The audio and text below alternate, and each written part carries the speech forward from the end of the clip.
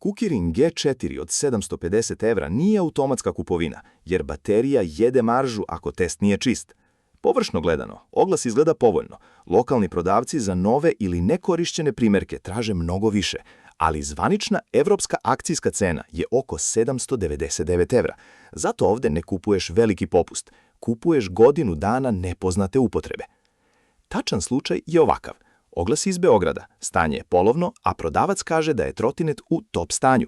Kaže i da je star oko godinu dana. To jeste dobar početak, posebno zbog ličnog preuzimanja. Lično preuzimanje ti daje šansu da čuješ motor, vidiš punjenje i proveriš RAM, ali za preprodavca rečenica iz oglasa nije dokaz. Nema jasne garancije, nema kilometraže, nema ciklusa baterije, nema pisanog dokaza koliko baterija realno drži pod opterećenjem.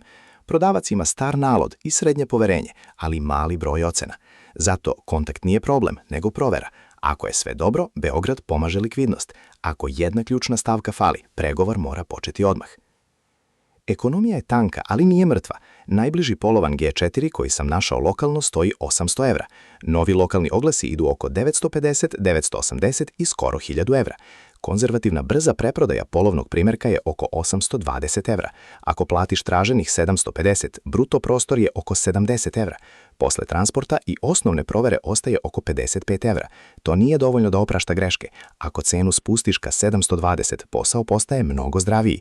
Tada imaš prostor za pregovor sa kupcem, a ne samo nadu da neće biti kvara. Po toj ceni možeš da prodaš razumno umjesto da juriš savršenog kupca.